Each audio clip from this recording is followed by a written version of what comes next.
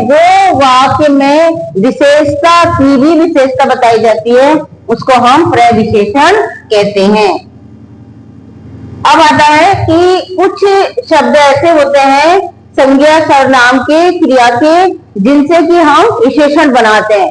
तो है कि कुछ विशेषण संज्ञा सर्वनाम क्रिया व अवयव से बनते हैं। अब इनके अंदर हम क्या लगा दें कि वो विशेषण बन जाए।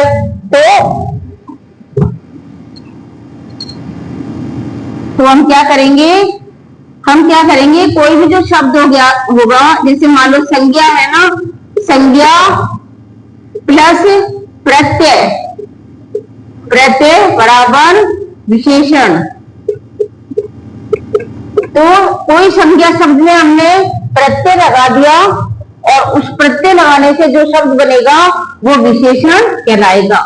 तो प्रत्यय किसे कहते हैं, पहले तो यही आना चाहिए। तो प्रत्यय होता है कि वे वाक्यांश जो वाक्य के अंत में लगते हैं, वो वाक्यांश जो वाक्य के अंत में लगते हैं उसे हम प्रत्यय कहते हैं। जैसे प्रत्यय माना होता है, जैसे मैंने लिखा जैसे रंग प्लस हीन तो रंगीन, तो ये क्या हो गया, प्रत्यय हो गया।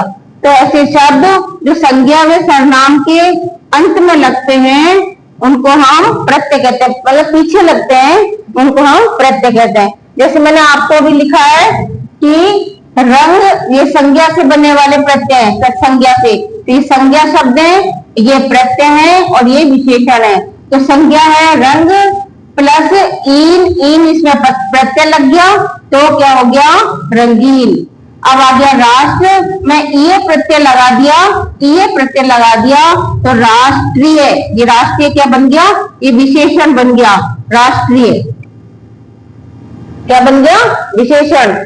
मैंने रंग में इन प्रत्यय लगा देंगे तो रंगीन बन जाएगा, और राष्ट्र में ये प्रत्यय लगा देंगे तो राष्ट्रीय बन जाएगा, और ये राष्ट्रीय रंगीन विशेषण कहलाते हैं। और स्वर्ण में इन लगा देंगे तो स्वर्णिम बन जाएगा। तो स्वर्णिम क्या है, विशेषण है, स्वर्णिम विशेषण है, राष्ट्रीय विशेषण है, रंगीन विशेषण है। ठीक है ना। तो ये संज्ञा शब्द से हमने क्या बनाया, प्रत्यय लगा के विशेषण बनाया।